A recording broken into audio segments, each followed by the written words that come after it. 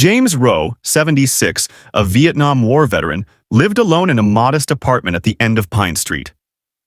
Each morning, he polished his old combat boots until they shone, raised the American flag outside his doorway, and walked to Memorial Park to collect litter left behind by careless visitors. His routine never changed, not during summer heat waves or winter storms, not on holidays, not even on days when his arthritis made every step a battle. Most locals referred to him as the eccentric old man stuck in the past. Kids invented tales about him. Teenagers mocked his habits from across the street.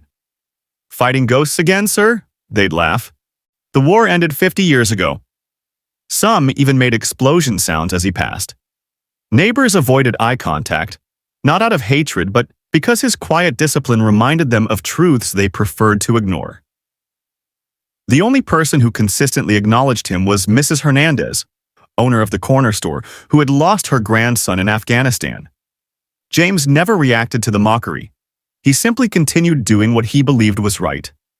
He never complained, never explained why he still wore dog tags beneath civilian clothes.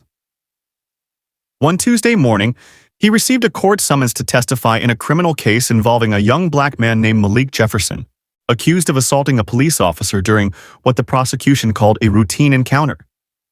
No one understood why an elderly war veteran had been summoned. On the court date, James rose before sunrise.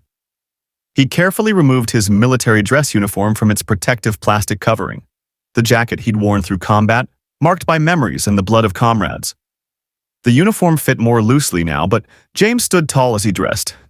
He pinned on his medals with trembling fingers, not from fear, but from the neuropathy that had haunted him since the war.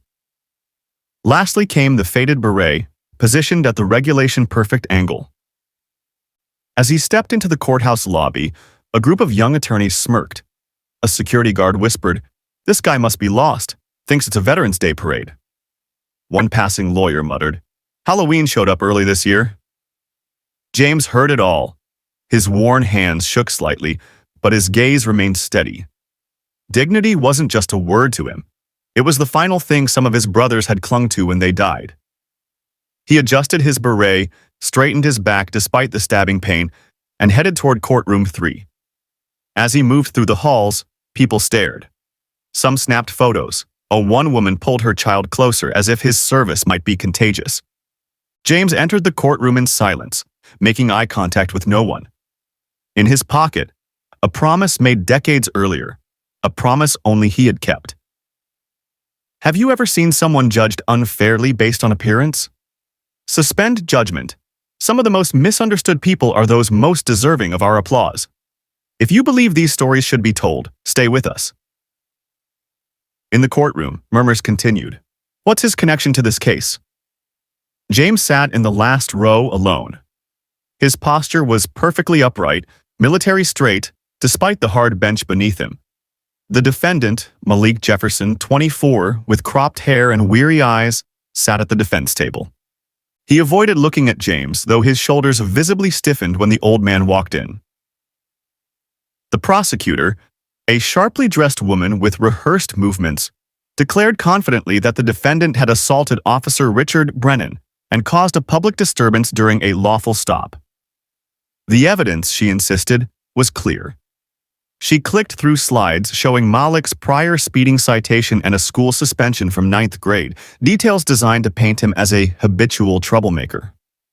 The judge looked disinterested, glancing at his watch from time to time, just another open and shut case in an overloaded system. Malik's public defender, drowning under 47 ongoing cases, had barely spoken to him before the hearing. His defense was minimal at best. But then, after the prosecution rested, the defense attorney adjusted his tie and called a surprise witness. The defense calls Mr. James Rowe, former commander of Bravo Company, 25th Infantry Division. The room shifted. Even the judge looked up startled, as if hearing a long-lost name. As James stood, something remarkable happened. Every uniformed officer in the courtroom rose to attention, spines straightened, chins lifted. One officer, Sergeant Martinez, based on his name tag, had once trained under James. Recognition and reverence flashed across his face. A ripple spread through the gallery. Who is this man? James made his way to the witness stand, his shoes clicking softly on the floor, the only sound in a room that had gone silent. After taking the oath, James spoke with a voice aged by time but strong in its conviction. I was present on Tuesday, April 15th, at around 2:43 in the afternoon. Malik Jefferson did not attack anyone. He intervened verbally when Officer Brennan used excessive force against a homeless veteran who was having a seizure. The defense attorney then played surveillance footage from a nearby cafe's camera captured at an angle previously overlooked by the prosecution, footage that confirmed every word James had said. What James recounted shifted the mood in the courtroom from skeptical dismissal to stunned silence.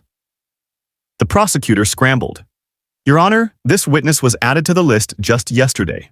We question his mental sharpness and reliability due to his advanced age. James didn't flinch at the slight. His gaze remained firm. The judge leaned forward, removing his glasses. Mr. Rowe, he asked, why should the court deem your statement trustworthy? James reached into his chest pocket and pulled out a small, leather-bound journal. Because I've recorded every injustice I've witnessed over 53 years, Your Honor.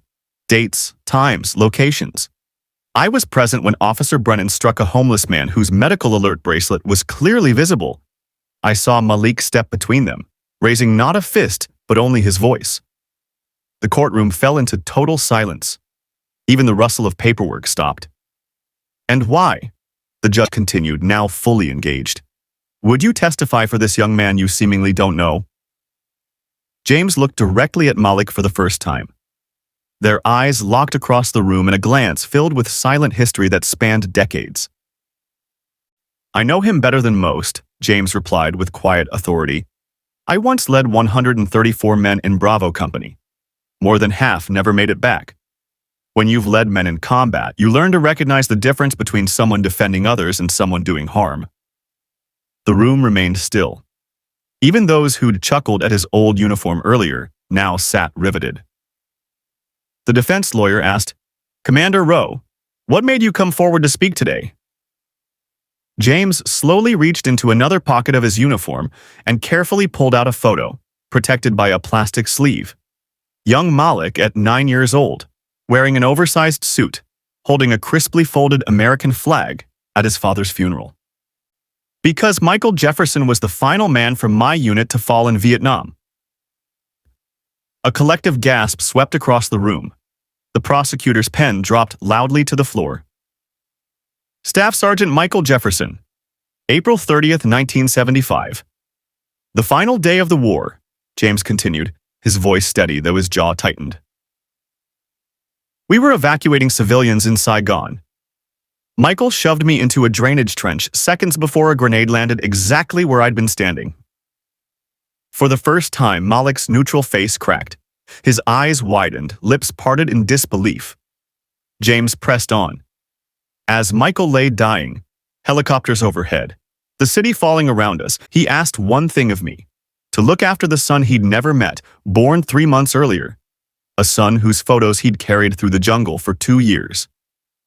For 49 years, James kept that promise. From a respectful distance, he watched Malik grow. He attended school events silently, sitting in the back row. He quietly paid Malik's college application fees when his mother could manage them, working double shifts. When I learned Malik was in legal trouble, I requested to testify, James said. I called in favors from military contacts who still remember Bravo Company's commander. The judge removed his glasses completely, visibly moved. You've been watching over this young man his whole life? Yes, Your Honor, James replied. He doesn't know me. We've never spoken, but I've known him. I was there at his graduation, sitting in the last row, and I know without question he carries his father's moral bravery. He stepped in to help someone weaker, knowing the personal risk. The prosecutor asked, if you've been observing him all these years, why haven't you ever spoken to him until now? James didn't hesitate. Because a promise doesn't need recognition to be fulfilled. It only needs to be honored. Several jurors discreetly wiped away tears. The courtroom stayed hushed. The chief of police, seated in the rear, closed his eyes, the weight of a grave mistake dawning on him. Then the defense attorney presented the full body cam footage, the version the prosecution had conveniently shortened. It clearly showed Malik stepping between Officer Brennan and an older homeless veteran in a worn military coat. Malik's exact words: "Sir, please stop. He's not resisting. He's having a seizure. Look at his medical bracelet." The video captured Officer Brennan pushing Malik backward, the very moment misrepresented as an attack in the edited clip. Judge Harrison cleared his throat. "In light of this testimony and footage, I'm dismissing all charges against Mr. Jefferson, effective immediately." As James stepped down from the witness box, something extraordinary happened. No one in the courtroom sat. Not the audience, not the court clerk, not even the judge. They all stood in silence, a tribute louder than applause. As Malik was formally released, he turned to James, tears streaming down his face. "You knew my father. You really knew him?" James gave a single nod, his posture finally softening. "He was the bravest man I've ever known." "Why didn't you tell me any of this before?" Malik asked, voice cracking. "Some debts," James said quietly, "can never be repaid. They can only be passed forward." James offered no more words. He simply bowed his head and exited, as if his profound testimony had been just another duty completed. Behind him, every person in the room, including the judge who had removed his robe, remained standing. If you've ever made a promise to someone and still remember it, type promise. The next day, a tiny article appeared in the local paper. "The man who made a courtroom stand." Few read it, but those who did clipped it out and kept it. James returned to his simple apartment, continuing his morning habits, polishing his boots, raising the flag, picking up litter in the park. Nothing changed. 3 days later, there was a soft knock at his door. Malik stood there, holding a box of donuts and 2 cups of coffee. "I didn't know what else to bring," he said hesitantly. "May I come in?"